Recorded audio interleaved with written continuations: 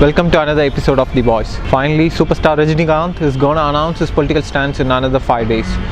We have TS Sudhir joining with us. Hi Sudhir, and do you think on December 31st, the announcement of Rajinikanth regarding his political stance gives a sense of finality regarding his plunge into politics? Well, December 31 so far was the date by which all Indians were asked to link their mobile number, their PAN card, their bank details to the Aadhaar account number. But this time, December 31 will now be the date when we will know whether Rajinikanth decides to link his filmy popularity to that in the political arena in Tamil Nadu.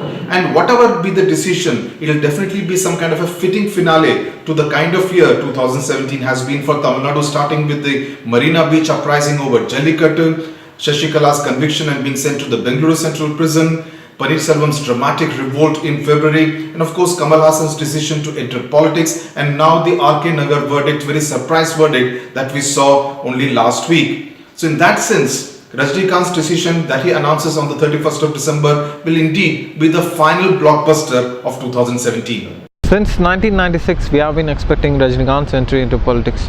So, what do you think the change is going to be? Will Rajinikanth's entry would make some kind of difference in Tamil Nadu politics? Yes, of course. In fact, right from 1996, when he made that dramatic comment saying that even God cannot save Tamil Nadu if Jayalalithaa returns to power, and that played an important part in the victory of the DMK-TMC combined in that election and the defeat of Jayalalithaa. Rajinikanth has kept the suspense going. He has kept everyone wondering whether he will indeed take the political plunge.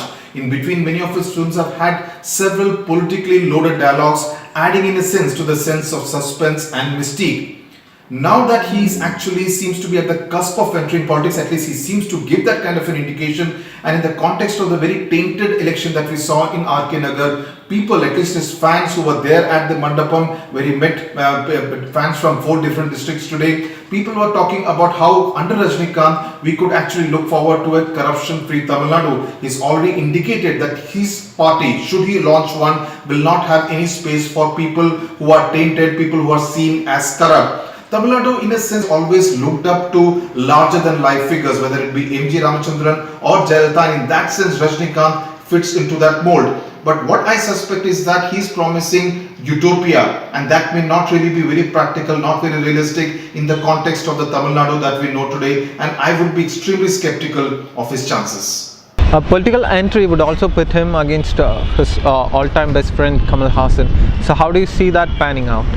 Well, interestingly, many people at the venue where he was meeting his fans today spoke about how they should be in politics together, or at least one should make way for the other. They really do not see Rajinikanth and Kamal Haasan in a space where they are competing against each other. In fact, many of them pointed out that even in films, they always ensured that their films clashed with each other at the box office, as in releasing on the same day. So they would want some kind of a coordination. Remember, Kamal Haasan also has gone on record saying that Rajinikanth was the first person he went and informed personally when he decided to take the political plunge earlier this year. So in that sense, that's a kind of coordination Rajinikanth's fans also expect between Rajinikanth and Kamal Haasan. But having said that, one also gets the impression that they're trying to keep their feet in 2 boats. Rajinikanth has 2 more films lined up which will release in 2018, and he could possibly look at doing more films. At least he has been listening to scripts, is what our sources tell us. Also, Kamal Haasan, ever since he has gone to US to finish his Vishwarupam Part 2, his tweets have completely dried up, even though we have seen a whole lot of political developments in the last couple of months.